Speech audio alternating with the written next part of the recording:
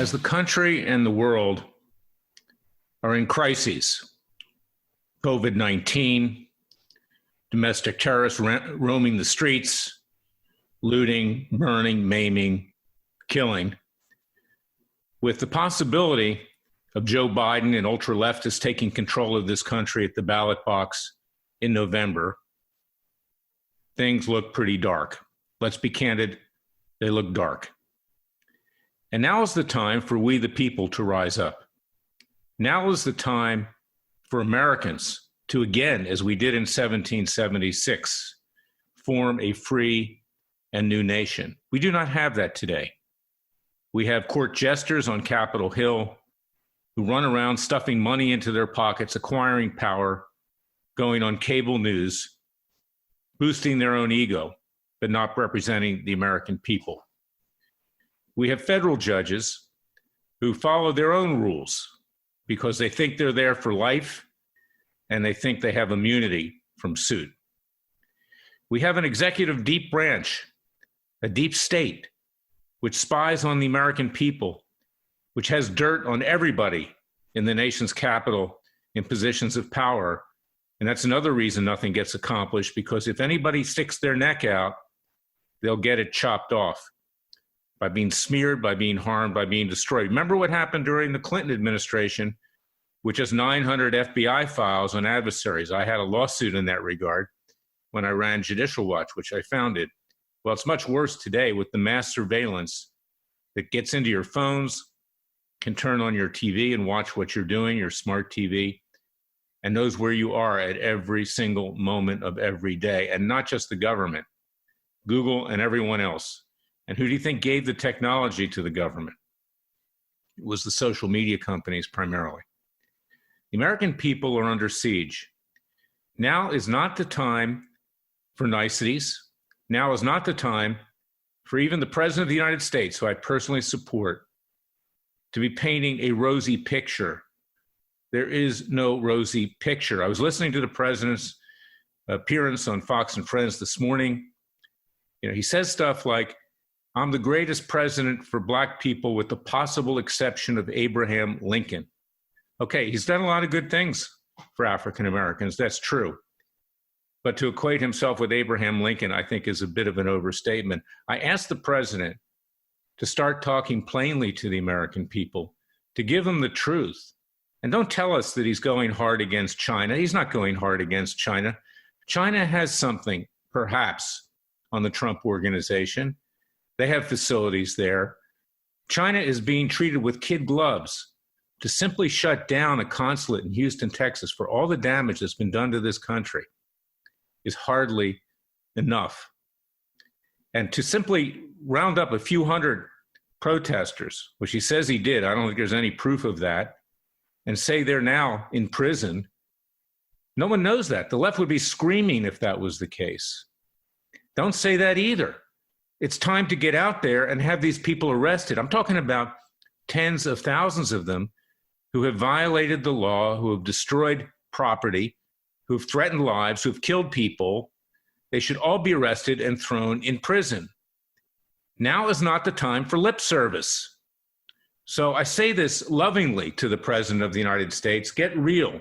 Get real with the American people. If you get real with them, you'll have more than just your base, because 20% of the American populace are independents. They can appreciate if they see real action, not just talk, not just pound chesting, not just saying I'm the greatest thing that ever lived since sliced bread. We're tired of that. 4 years of that, we're tired of it.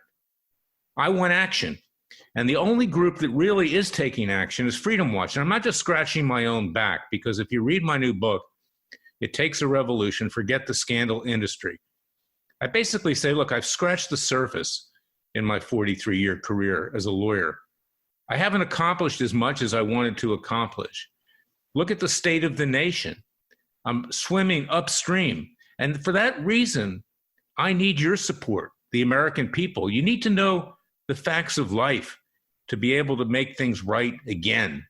Not rosy predictions that things are going to be great when they're not. Right now, they're terrible. Let's face it, they're terrible. And the president can't pull the wool over our eyes. So, I say to him, let's work with him, man up. Stop listening to people like Roger Stone, who've kept me away from you for 4 years by obviously defaming me. I've got 6 lawsuits in that regard, and my clients.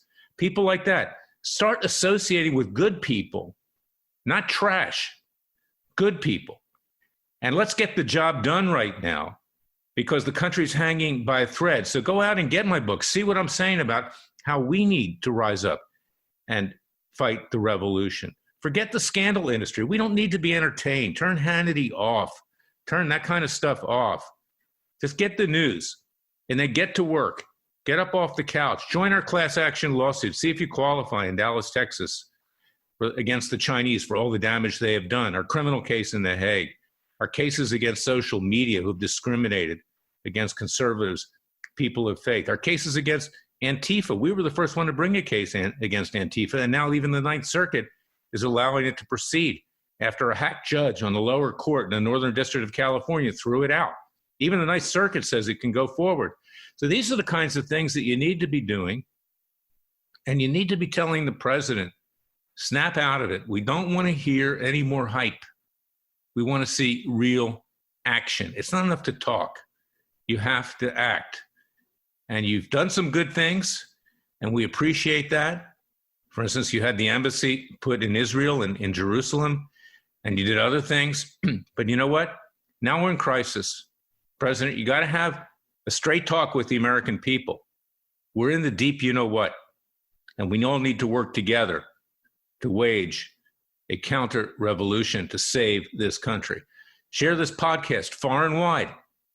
It's on radioamerica.com, freedomwatchusa.org. You can find it at Spotify, Roku, Amazon Fire, the new equivalent of Twitter, Parler, P-A-R-L-E-R, in French, Parlay, Facebook.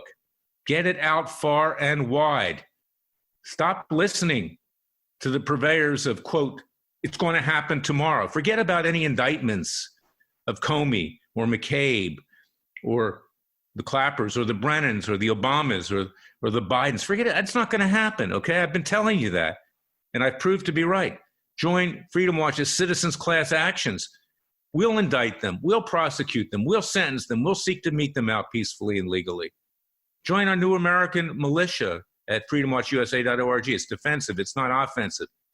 We do things peacefully and legally, but you've got to get ready to defend yourself. And you've got to get what you need to get under the Second Amendment to do that. Because you know what? They're coming for you, and they're coming for your family, and they're coming for your property. They've already been in the streets of Beverly Hills saying, eat the rich, and other places. And you may not be rich, and neither am I, but it doesn't matter. We're now in a Bolshevik revolution. So get this out. Share it far and wide. And I'll be back tomorrow with another special edition of my podcasts. And get a pre-ordered copy of my book. I'm just not hawking the book. I'll probably wind up making little to nothing off of it. But you got to get the book and read it and see what the state of the affairs is today. God bless you. God bless your family. God save your family. And thank you for listening.